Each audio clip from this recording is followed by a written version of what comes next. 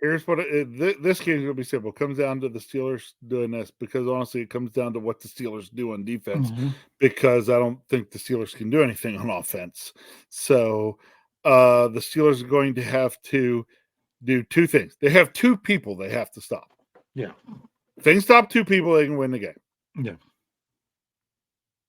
Okay. DeAndre Hopkins and Derrick Henry. Stop Henry. those two guys, you probably win the game. It's funny. Jeff and I do the X Factor article before every game. No one reads it, but he always picks an offensive person or group, and so therefore I'm stuck doing defense because we always go opposite side of the ball.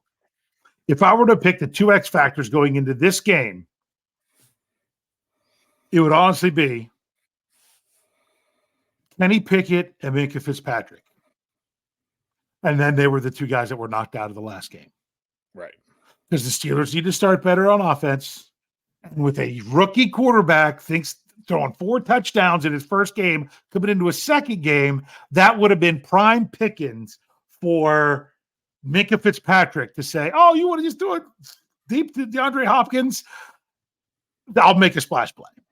Yeah. Because I think Minkah could have suckered a quarterback in a second NFL start into at least one interception because that's what Minkah does. And Minka's not playing. So that's a big concern for me. All right. So here's some of what it comes down to. So the Steelers, how do our inside linebackers play? The trio of Holcomb, Roberts, and Alexander.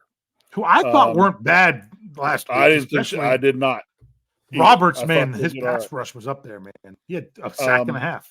I'll tell you what, Roberts, to me, that guy I like a lot, and he could have a big impact in this game. Yeah. You just got to put him in the right situations. Yeah. Just like Quan Alexander. Quan Alexander sucks against the run. He's good against the pass. I could see those three guys being able to potentially do what they need to do and contain Derrick Henry, who has not been Derrick Henry-like so far this year. Yeah. Okay. To me, the bigger question is actually going to be what do the Steelers do with Hopkins, just because our inability to stop passing games. Mm-hmm. Which, by the way, is part of the reason the defense, because I don't want to let the defense totally off the hook for giving up 20 points, because honestly, the defense shouldn't have given up 20 points. How many third and longs are we going to give up to this past week to tight end? I mean, that was kind of rush. They gave up rough. 2 third downs in bad penalties that resulted in field goals that would not have been field goals if they were not called. Correct. But we also allowed some drives to continue that, again, the defense, when they get into 3rd and 7 or more, they've got to find more ways to get off the field. We're not getting off the field consistently enough. So, now here's the question. Do I think Joey Porter Jr. can cover DeAndre Hopkins? Do you think Joey Porter Jr. can cover DeAndre Hopkins? The Steelers haven't let us see enough of Joey Porter Jr. yet for me to know that he will. But he is the starter now. They confirmed it. Let me tell you this. Yeah. I don't know. Will Levis throws 4 touchdowns in the Titans last game. 3 of them to DeAndre Hopkins. Okay. If Joey Porter is covering him straight up, that doesn't happen. Yeah. He maybe gets 1. Yeah. So, I want to be cautiously optimistic that the Steelers could get things right there, but the question is going to be, can they get things right enough against the Titans offense to hold them low enough that the inept Steelers offense can score enough points to win? Yeah, that's the thing. But to me, honestly, you know who I think is going to, if you're saying you got to stop Hopkins and Henry, I think the Steelers are going to probably let Derrick Henry run on them as long as they don't give up the home run. And I bet you, I wouldn't be shocked to see Derrick Henry have 120 yards.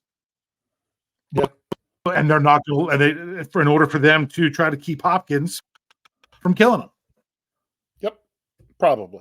That would not shock me. I'm not saying that will be their game plan, but that game plan would not shock me. Okay. Because, see, the thing is, Hopkins is, I mean, my goodness, he had 140 yards against Indy. He had 128 against Atlanta. What did he have the week in between? 20. You know? Yeah. Yeah. So you just don't know. My thing is there's several factors coming into play here. Wow, my screen just went black and came back. Did I go away for you at all, or was it just me? You did not, but you've been kind of slowly breaking a little here and there. All right, sorry. To me, this comes down to a quarterback in his second start. He was just out there, nothing to lose in the first start. In the first start, the Titans were on the verge of selling the farm. Then he says, this is my chance to go out there. I'm just going to do it. Now there's tape on him. Yep. Don't know how much they can study the tape. Now there's tape on him. And two, rookie quarterbacks, short week on the road, second start. Unless he is, how do I say it? Unless he's not really, I would say he's either not smart enough or so smart that he doesn't even let that phase him. You know what I'm saying? It's got to be one extreme or the other. We're going to find out if Will Levis is Andrew Luck-like or not. Mm-hmm. Because Andrew Luck was always the guy that I felt as a rookie that defied rookie stuff. Yeah. Yeah. So, yep. We're going to find out. Yeah. So some of us are going to find out up close and personal. Yeah. So do you want to say anything else before we get to scores? We're really far behind, but I don't want to cut you short either. I want to put it here because I don't want to put up my closing thoughts. Okay. So I'm going to be at the game. For any of you who are out there listening, not yet, Wes, old enough to remember college basketball before the implementation of a shot clock. Mm-hmm. Think about those games. And if you hear something start at the Steelers game on TV on Thursday night that reminds you of that time of I know what college basketball. Is it? No, don't you say. Okay. You say. I want you to know that will have originated from myself and Kyle. From section 5, what 539. is it? 539. 539. That's where it will have started. Can I say it, or are you going to say it? I'm not going to say it.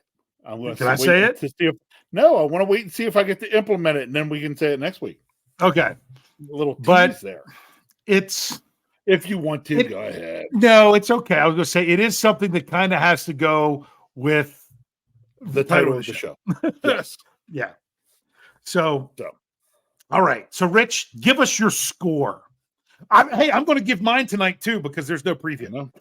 Okay. Well, let's see. Ready?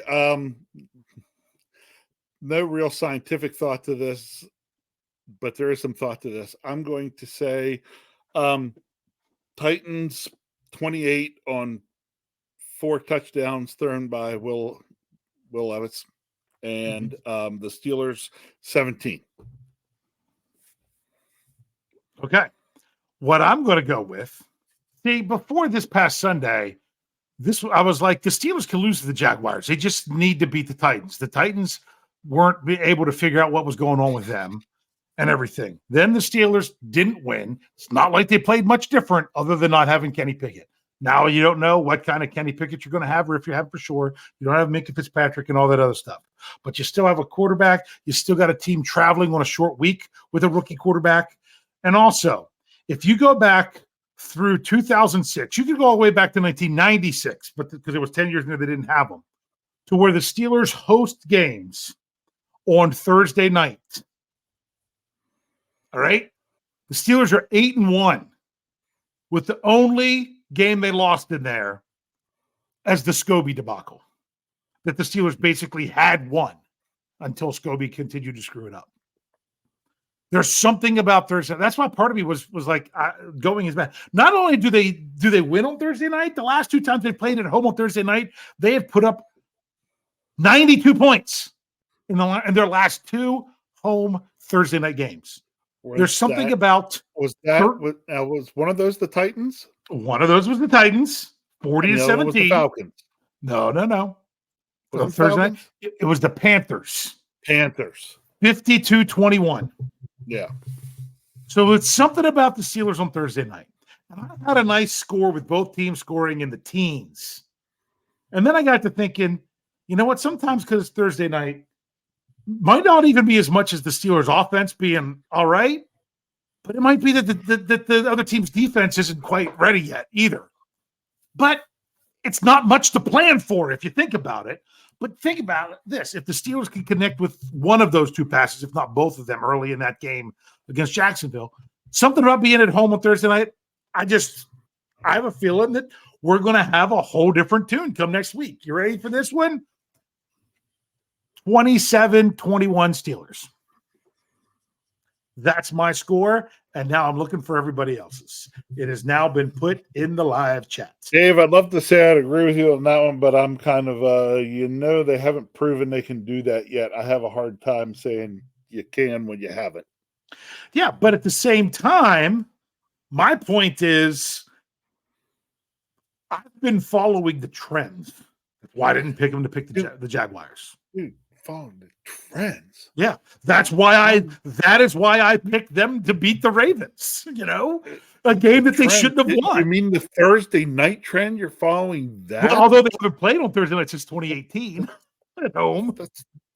But it's just something that they do. It's kind of like the Steelers play. If you're following that trend, I'm going to make my prediction next week using the Ouija board. Yeah. So. But my point is, what's going to happen? What did the Steelers do against the Ravens? They won that game after they got crushed by the Texans. Okay, right, get the score. That's just what they do. And this is with it being a Thursday night at home. I think that the Titans have a tall order coming to Pittsburgh. I think it's working against them. So I'm going with it. There's a reason the Steelers are favored, even though it's at home.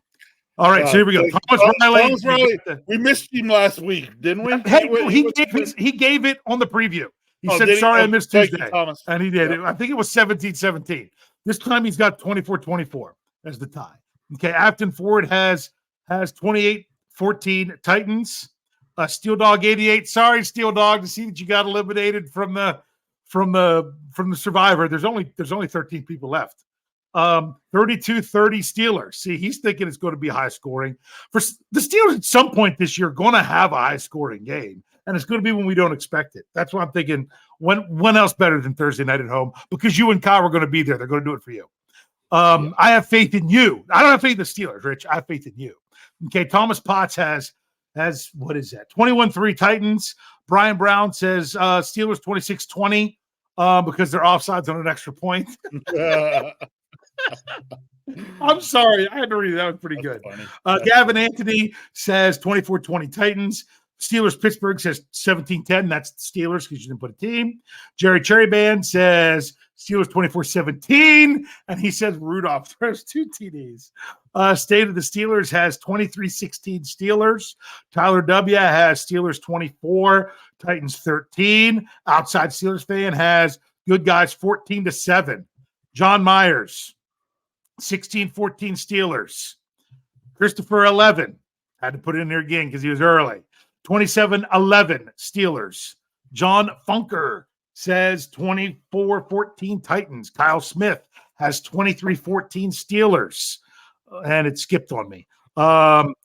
Wes says he's probably on something. Why'd that go away? Because you said it skipped, so I'm trying to bring it up. No, it just meant that I had to refocus. He says that he could be on something, but it's 26-13 Steelers. Looking for more scores. Gabriel Golden has 26-20 with him in attendance. There you go. Hey, Gabriel. Gabriel had I think he had my tickets last year to Cleveland. I think it was when you were there. I think so. Sherry Richards, 1917 Steelers. Kenny Crosby, 23-14 Titans. So it's just, see, and that's the thing. I give you my honest opinion of what I think is going to happen, not from a homer perspective and like being accused of, if you don't pick the Steelers, then you aren't really a fan. Yeah, that's a terrible take. That's a really bad take. More informed people like we have on our show don't say those kind of things. I'd give you my honest opinion of what's going to happen. So I can't remember if you really want me to play the trends like you were playing the Thursday night trend, then I have to turn around and say the Steelers win, because in the last year and a half they haven't lost when I've been in the stadium. That's why that was part of it, Rich. That's why I said it's going to be for you and Kyle. However, Kyle's been on a good streak lately, but Kyle was on a really bad streak there for a while. You're going to start a new one. Crow74 says Steelers 10, Titans 24. Russ says I missed his. He said that we missed his. It was 28-17 Steelers. Okay. And Wes is throwing out he says if the Steelers win, that's his prediction. But if they lose bad. I think you're right, Wes. I think if the Steelers lose, it's going to be bad. Because the Titans aren't as good a team as the Jaguars. And it's going to take a good team for the Steelers to lose a close game. Or Kenny Pickett to be knocked out of the game. And in this case, it was both. They just find a way in those games that more often than not that they'll find a way to win those. So look at the Steelers' 3 losses. Blowout. Pickett wasn't there to save the offense. But I'm like, he shouldn't have had to been there to save the offense. He should have been doing better in the first half. Or unless PFF said he was, or if we listen to PFF, he did great in the first half. Hey, he almost doubled their point. He almost totaled their points in the first half of the 2 games combined until they took away Boz's field goal. Think about that. That would have been a lot. But I mean, we're still looking at one. Rich, do you think the Steelers get a first quarter touchdown this game? They've only had one offensive first quarter touchdown all season. And that was a bomb. I'm going to cheer if the Steelers can get a first down in the first quarter this week. Mm-hmm. Yeah. Who cares about scoring a touchdown or a field goal? Just get a first down. Yeah. Yep. All right, Rich, we're way over. Just so you all know, things were a little bit compressed. The YouTube shows really aren't all that different, except the preview is replaced by the post-game show. I think I might have said it before. No, I said it on the press conference recap. My Stat Geek Thursday morning would also be my last minute thoughts because it's game day. So I'm kind of blending those 2 shows together for Thursday morning to kind of give you some of the information I would give you for both. Other than that, we're rolling through.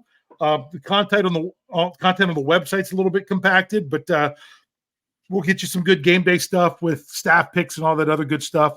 The injury report tomorrow will be the key.